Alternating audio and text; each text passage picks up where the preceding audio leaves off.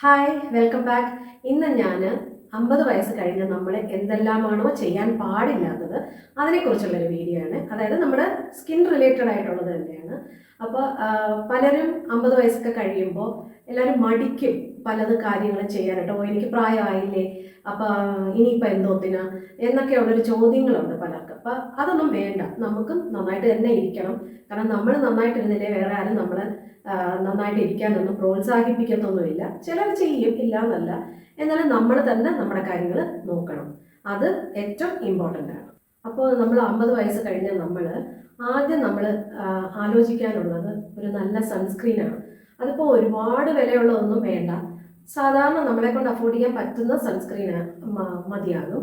പക്ഷേ അതിൽ സിങ്കും ടൈറ്റാനിയം ഓക്സൈഡും ഉണ്ടോ എന്നുള്ള കാര്യം ശ്രദ്ധിക്കണം.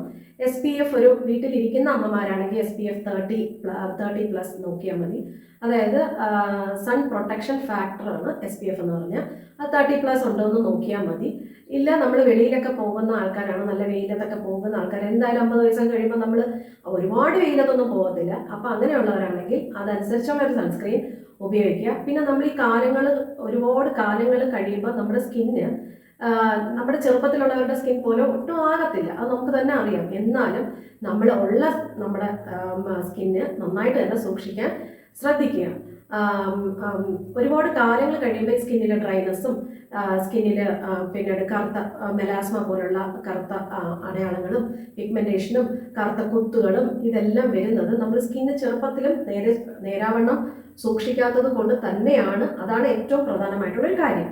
പിന്നെ അല്ലാതെ ഹെൽത്ത് ഇഷ്യൂസ്, അല്ലാതെ ഇപ്പം നമ്മുടെ എന്തെങ്കിലും ട്രീറ്റ്മെൻറ്റ് എടുക്കുകയാണെങ്കിൽ അതിൻ്റെ ഇതായിട്ട് സൈഡ് എഫക്ട്സ് ആയിട്ട് വരാം. പക്ഷേ എന്നിരുന്നാൽ പോലും നമ്മൾ സ്കിന്നൊരു പരിധി വരെ നമ്മൾ ശ്രദ്ധിച്ച് കൊണ്ടുപോവുകയാണെങ്കിൽ ഇതിനെല്ലാം ഒരു ലിമിറ്റ് കാണും വരാനായിട്ട്. അതേസമയം നമ്മൾ ഒന്നും ശ്രദ്ധിക്കാതിരുന്നാൽ, നമ്മൾ വീട്ടുകാര്യം മാത്രം നോക്കി രാവിലെ എണീക്കുന്നു, അടുക്കളയിൽ കയറുന്നു, മക്കൾക്ക് വേവിച്ച് കൊടുക്കുന്നു, വീട്ടുകാര്യം നോക്കുന്നു, ചിലപ്പോൾ ജോലിക്കാരും കാണത്തില്ല. അപ്പം നമ്മൾ തന്നെ എല്ലാ ജോലിയും ചെയ്ത് നമ്മളെ ശ്രദ്ധിക്കത്തില്ല. അത് അച്ചട്ടാണ്. നമ്മൾ നമ്മുടെ കാര്യം മാത്രമാണ് മാറ്റി വെക്കുന്നത്. അങ്ങനെ ഒരിക്കലും ചെയ്യരുത്. കാരണം നമ്മൾ നമ്മുടെ കാര്യം ശ്രദ്ധിക്കാത്തിടത്തോളം കാലം മക്കളായാലും ആരായിരുന്നാലും ഹസ്ബൻഡ് ആയിരുന്നാലും വീട്ടുകാരായിരുന്നാലും എല്ലാം അവർ നമ്മളിലെല്ലാം പ്രതീക്ഷിച്ചുകൊണ്ടിരിക്കും. അവർക്കത് കിട്ടിയില്ല, ഇത് കിട്ടിയില്ല, അവർ വിചാരിക്കുന്ന ഫുഡ് കിട്ടിയില്ല, അങ്ങനെയൊക്കെയുള്ള കാര്യം. കാരണം അവർക്ക് എന്നും പ്രതീക്ഷയാണ് നമ്മളിത് ചെയ്തു കൊടുക്കും എന്നുള്ളത്. പക്ഷെ നമ്മുടെ കാര്യം നോക്കിയിട്ട് നമ്മൾ അവർക്കും കൂടെ ചെയ്തു കൊടുക്കുക. നമ്മുടെ കാര്യങ്ങൾ ചെയ്യാൻ വേണ്ടി നമ്മൾ കുറച്ച് സമയം മാറ്റി വെക്കുക. ഇതെല്ലാം ജീവിതത്തിൽ എല്ലാ അമ്മമാർക്കും വേണ്ടിയിട്ടുള്ളതാണ്. അത് ഇനി ഏത് പ്രായമായിരുന്നാലും, 50 60 70 ആയിരുന്നാലും അത് ചെയ്തേ മതിയാകുള്ളൂ. ഇതെപ്പോഴും നിങ്ങളുടെ മനസ്സിലിരിക്കണം. പിന്നെ ഈ സൺസ്ക്രീൻ ഇടാത്തതിൻ്റെ ഒരു പ്രധാന കാരണം ചിലപ്പോൾ അവർ ചെറുപ്പത്തിൽ ഇട്ട് കാണത്തില്ല. അപ്പം വയസ്സാകുമ്പോഴും അവർ ഇടാൻ മടിക്കും. പിന്നെ അവർക്ക് ചിലപ്പം സ്വന്തമായിട്ട് വാങ്ങാൻ പറ്റാതിരിക്കും. അപ്പോൾ അത് ചെറുമക്കളോ ഒക്കെ ഉണ്ടെങ്കിൽ അതൊന്ന് ശ്രദ്ധിച്ച് അവർക്കും കൂടെ വാങ്ങിച്ചു കൊടുക്കുക.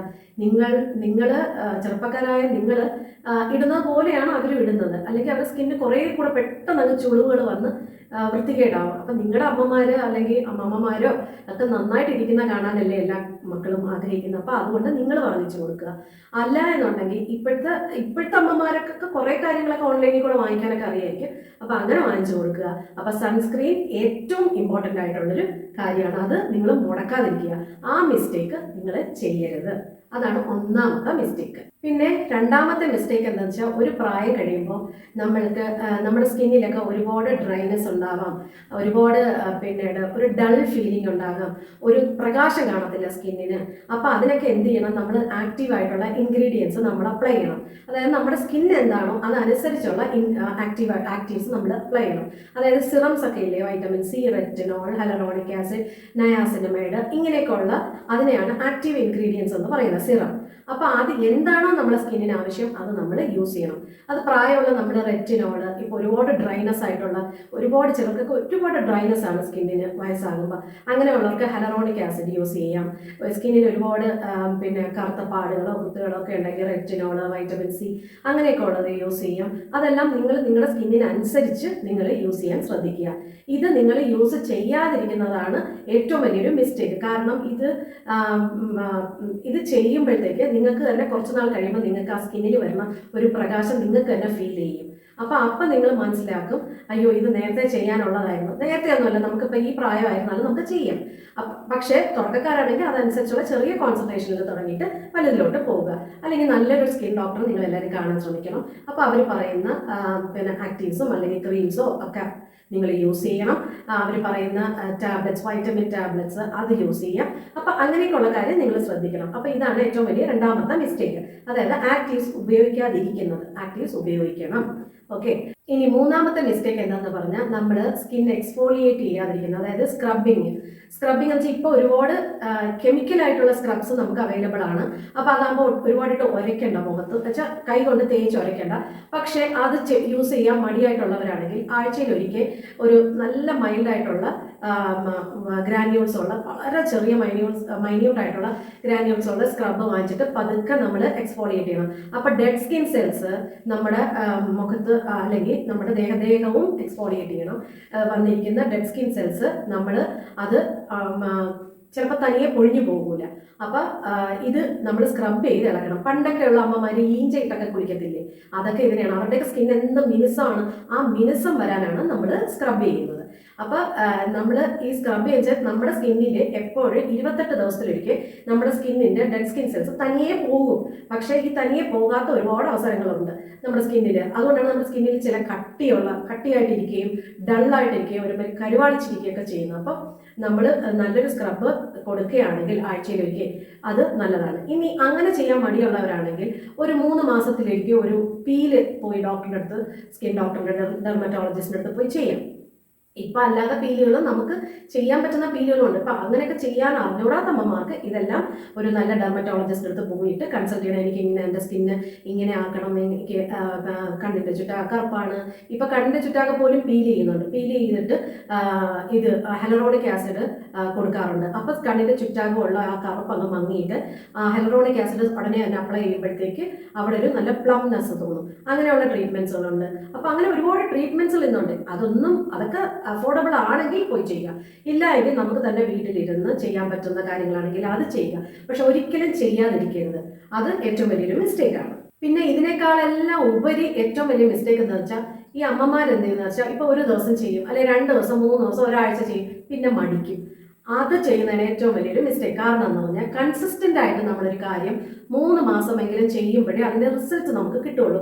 അപ്പോൾ കൺസിസ്റ്റൻസി ഏറ്റവും വലിയ ഇമ്പോർട്ടൻ്റ് ആണ്. എന്ത് ചെയ്താലും ഇപ്പം നമ്മൾ ഇങ്ങനെയുള്ള കാര്യമില്ല, നമ്മൾ ജീവിതത്തിൽ തന്നെ എന്ത് കാര്യം കുറേ നാൾ കഷ്ടപ്പെടുമ്പോഴാണ് അതിൻ്റെ ഫലം അറിയണം. അതേപോലെയാണ് നമ്മൾ സ്കിന്നിന് ഓരോന്ന് ചെയ്യുമ്പോഴും അതിൻ്റെ ഫലം അറിയുന്നതും കുറച്ച് കാലം നമ്മളത് ചെയ്യുമ്പോഴാണ്. ഇപ്പം നിങ്ങൾക്ക് ഭയങ്കര വില കൂടിയ സാധനങ്ങളൊന്നും നിങ്ങൾ വാങ്ങണ്ട. നിങ്ങളുടെ ഉള്ള കാര്യം, നിങ്ങൾക്ക് അഫോർഡബിൾ ആയിട്ടുള്ള സാധനങ്ങൾ നിങ്ങൾ വാങ്ങുക. അഫോർഡബിൾ ആയിട്ടുള്ള സാധനങ്ങൾ വാങ്ങിച്ചിട്ട് അത് 1 ദിവസമോ 2 ദിവസമോ അല്ല ഇടുന്നത്, കണ്ടിന്യൂസ് ആയിട്ട് 3 മാസം ഇടുമ്പോഴേ അതിൻ്റെ റിസൾട്ട് വരുള്ളൂ. അപ്പം ഈ കൺസിസ്റ്റൻസി ഏറ്റവും ഇമ്പോർട്ടൻ്റ് ആണ്. കൺസിസ്റ്റൻസി ആണ് നമ്മളെ എല്ലാ വിജയത്തിനും കാരണം. അല്ലാതെ നമ്മൾ ഒരു ദിവസമോ അല്ലെങ്കിൽ ഒരാഴ്ച ഇട്ടിട്ട് അയ്യോ റിസൾട്ട് കാണുന്നില്ലല്ലോ എന്ന് വിചാരിക്കരുത്. ഒരു മിനിമം 3 months. അത് കഴിയുമ്പോൾ നമുക്ക് തന്നെ ബോധ്യമാവും നമ്മുടെ സ്കിന്നിന് കുറച്ചൊരു മാറ്റമുണ്ട് എന്ന് മനസ്സിലാവും. പിന്നെ നമുക്ക് അതിൽ എന്തെങ്കിലും മാറ്റം വരുത്താൻ പറ്റുമോ എന്നെല്ലാം നമുക്ക് മനസ്സിലാവും. പിന്നെ ഇനി ഇൻ കേസ് നിങ്ങൾ അപ്ലൈ ചെയ്യുമ്പോൾ നിങ്ങൾക്ക് എന്തെങ്കിലും അലർജിക് ഫീലിംഗ്, നിങ്ങൾക്ക് എന്തെങ്കിലും പ്രശ്നമാണെങ്കിൽ അത് നിങ്ങൾ ഉടനെ നിർത്തുക. അത് തന്നെ അപ്ലൈ ചെയ്തുകൊണ്ടിരിക്കേണ്ട. അതിന് മുമ്പേ ഒരു പാച്ച് ടെസ്റ്റ് ചെയ്യുക. ഇതെല്ലാം ഇമ്പോർട്ടൻ്റ് ആണ്. പക്ഷേ നമുക്കതെല്ലാം അഫോർഡബിൾ ആയിട്ടുള്ള സാധനങ്ങൾ ഇന്ന് മാർക്കറ്റിൽ ഇഷ്ടം പോലെ ഉണ്ട്. അപ്പോൾ അങ്ങനെയുള്ള കാലത്ത് നമ്മൾ എന്തിനത് യൂസ് ചെയ്യാതിരിക്കണം? അപ്പം നമ്മൾ കൺസിസ്റ്റൻ്റ് ആയിട്ട് നമ്മളിതെല്ലാം ചെയ്തേ മതിയാവുള്ളൂ. ഇതെല്ലാം നിങ്ങൾ ചെയ്യുക തന്നെ വേണം. ഇതിനോടൊപ്പം തന്നെ നമ്മൾ അമ്മമാർക്കൊരു പ്രത്യേകതയുണ്ട്. നമ്മൾ കഴിച്ചില്ലെങ്കിലും ബാക്കിയുള്ളവർക്ക് കൊടുക്കുക. അതൊക്കെ അത് നല്ല സ്വഭാവം തന്നെയാണ്. പക്ഷേ അതേപോലെ നമ്മൾ കഴിക്കണം. ഉള്ളിൽ ബാലൻസ്ഡ് ആയിട്ടുള്ള ഒരു ഡയറ്റ്, അതായത് നല്ല ഒരു ഡയറ്റ് നമ്മൾ ഫോളോ ചെയ്യുക. ഇഷ്ടംപോലെ ഫ്ലൂയിഡ്സ് നമ്മൾ കുടിക്കുക. പിന്നെ നല്ല ഉറക്കം, പിന്നെ മൊബൈലും TV ഒക്കെ ഒരുപാട് നേരം ഇരുന്ന് കാണാതിരിക്കുക. പിന്നെ ഹെൽത്ത് ഇഷ്യൂസ് ഉണ്ടെങ്കിൽ അതിൻ്റെ മരുന്നുകളൊക്കെ കമ്പൽസറി ആയിട്ട് കഴിക്കുക. അതുപോലെ ഡോക്ടറിനെ കാണുന്ന സമയം അതിന് ഒരു ഡിലേയും വരുത്താതെ പോയി കാണുക. മാക്സിമം നമുക്ക് കുറച്ച് നടക്കുക, നമ്മൾ നല്ല വൈറ്റമിൻസ് ആയിരുന്നാലും ഡോക്ടറിൻ്റെ ഇതോടുകൂടി കഴിക്കുക. അതുപോലെ നമ്മുടെ കൊളാജൻ പിന്നെ ഇതെല്ലാം നന്നാക്കാൻ വേണ്ടിയിട്ടുള്ള സപ്ലിമെൻറ്റ്സ് കഴിക്കുക. ഈ കൊളാജനാണ് സെൽസിനെ എല്ലാം ഉണർത്തുന്നത്. അപ്പോൾ ആ സെൽസ് നല്ലവണ്ണം ഉണർന്നാൽ മാത്രമേ നമ്മുടെ ആരോഗ്യം നന്നായിട്ടിരിക്കൂ. കാരണം സെൽ ടേൺ ഓവർ ഇമ്പോർട്ടൻ്റ് ആണ്. ഈ സെൽസ് നമ്മുടെ ശരീരത്തിലെ സെൽസ് നല്ലതാണെങ്കിൽ നമുക്ക് ഒരുവിധപ്പെട്ട അസുഖങ്ങളൊന്നും നന്നായിട്ട് പ്രവർത്തിക്കുകയാണെങ്കിൽ ഒരുവിധപ്പെട്ട അസുഖങ്ങളൊന്നും നമുക്ക് വരാതെ ഇരിക്കും. പിന്നെ നമ്മൾ ബാലൻസ്ഡ് ആയിട്ടുള്ള ഡയറ്റ്, നമ്മൾ ആരും ശ്രദ്ധിക്കാത്തൊരു കാര്യമാണ്, എല്ലാവർക്കും കൊടുത്തു കഴിഞ്ഞിട്ട് നമ്മൾ ബാക്കിയുണ്ടേ കഴിക്കുന്ന സ്വഭാവം. അങ്ങനെ ചെയ്യാൻ പാടില്ല. നമുക്ക് നമ്മളായിട്ട് കരുതി വെക്കുക, ബാക്കിയുള്ളവർക്കും അതുപോലെ കൊടുക്കുക. അപ്പോൾ ഇതെല്ലാം നമ്മളൊന്ന് ശ്രദ്ധിച്ചേ മതിയാകുള്ളൂ. പിന്നെ അതേപോലെ തന്നെ നല്ല ഒരു ക്ലെൻസർ വെച്ച് മുഖം കഴുകാം രാവിലെയും രാത്രിയും. അത് മസ്റ്റാണ്. മണി പിടിച്ച് 7 മണിയാകുമ്പോഴത്തേക്ക് സീരിയലെല്ലാം കണ്ടു കഴിഞ്ഞിട്ട് പിന്നെ സീരിയലോ ടി വിയോ ഒക്കെ കണ്ടു കഴിഞ്ഞിട്ട് പിന്നെ സമയമില്ലാതാകുമ്പോൾ നമുക്ക് ഉറക്കം വരുമ്പോൾ നമ്മൾ പോയി കിടക്കും. അതൊരിക്കലും പാടില്ല. നമ്മൾ രാവിലെയും രാത്രിയും നല്ലൊരു ക്ലെൻസർ, അതായത് ജെന്റിലായിട്ടുള്ള ക്ലെൻസർ. കാരണം നമ്മളൊരു പ്രായമാകുമ്പോൾ നമ്മുടെ സ്കിന്ന് എന്തായാലും ഡ്രൈ ആകും. ആ ഡ്രൈ ആകുമ്പോഴത്തേക്ക് നമ്മൾ ഒരുപാട് ഈ പതയുന്ന ക്ലെൻസേഴ്സ് ഉപയോഗിച്ച് കഴിഞ്ഞാൽ കൂടുതൽ ഡ്രൈ ആകും. അപ്പോൾ പത അധികമില്ലാത്ത നല്ല ക്ലെൻസർ, ജെന്റിലായിട്ടുള്ള ക്ലെൻസർ ഉപയോഗിക്കുക. നല്ലൊരു മോയ്സ്ചറൈസർ ഇടുക. മോയ്സ്ചറൈസറിന് മുന്നേ സെറം ഇടുക. ഇപ്പം സെറം ഇട്ടില്ലെങ്കിൽ പോലും നിങ്ങൾ നല്ലൊരു മോയ്സ്ചറൈസർ ഇട്ടിട്ട് കിടന്നുറങ്ങുക. ഉറങ്ങുന്നതിന് ഒരു അരമണിക്കൂറിന് മുമ്പേ ഇട്ട് ഫിനിഷ് ചെയ്യുക. അതേപോലെ കയ്യിലും കാലിലും നിങ്ങൾക്ക് നല്ല, ഇപ്പം നമുക്കൊക്കെ ഈ ക്രീമുകളോ ഇതിനേക്കാളൊക്കെ ചിലപ്പോൾ കൂടുതൽ ഇഷ്ടം നല്ല എണ്ണകളായിരിക്കും. അതുപോലെ നല്ല എണ്ണകൾ വാങ്ങിച്ച് അത് തേച്ച് ഇട്ടുള്ളവരാണെങ്കിൽ, അത് തേക്കുന്നവരാണെങ്കിൽ അങ്ങനെ ചെയ്താലും മതി. അതിപ്പോൾ ഇത് തന്നെ ഉപയോഗിക്കണമെന്നൊന്നുമില്ല, അങ്ങനെ ചെയ്യുക. അപ്പം രാവിലെയും രാത്രിയും നല്ലൊരു ക്ലെൻസർ ഉപയോഗിക്കുക. ഭയങ്കര വിലയുള്ള ക്ലെൻസറോ മോയ്സ്ചറൈസറോ ഒന്നും വാങ്ങണ്ട. പക്ഷേ ഒരു തരത്തിലും ഒരുപാട് കെമിക്കൽസ് ഉള്ളതോ അങ്ങനെയൊക്കെ ഉള്ളത് വാങ്ങാതിരിക്കാൻ ശ്രദ്ധിക്കുക. സിമ്പിളായിട്ടുള്ള നല്ല ക്ലെൻസേഴ്സ് അവൈലബിൾ ആണ് മാർക്കറ്റിൽ. അപ്പോൾ അങ്ങനെയുള്ളത് വാങ്ങിച്ച് യൂസ് ചെയ്യുക. നല്ല ഫുഡ് കഴിക്കുക, സന്തോഷമായിട്ടിരിക്കുക. സന്തോഷമുള്ള അന്തരീക്ഷത്തിൽ നിങ്ങൾ നിൽക്കുക. എപ്പോഴും സങ്കടമുള്ള അന്തരീക്ഷത്തിൽ, അതായത് നമ്മളെ കുത്തി നോവിക്കുന്നതോ അല്ലെങ്കിൽ നമ്മളെ ഇഷ്ടപ്പെടാത്ത ആൾക്കാരുടെ ഇടയിലോ നമ്മൾ നിൽക്കാതിരിക്കുക. ഒറ്റയ്ക്കാണെങ്കിൽ പോലും അത് ആസ്വദിക്കുക. എങ്ങനെയാണോ നിങ്ങൾക്ക് ആസ്വദിക്കാൻ ഇഷ്ടം അതേമാതിരി ആസ്വദിക്കുക.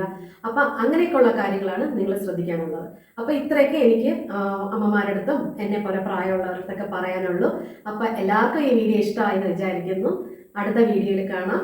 അപ്പോൾ എല്ലാവരും ഫോളോ ചെയ്യുക തന്നെ. Okay, bye, thank you, love you all.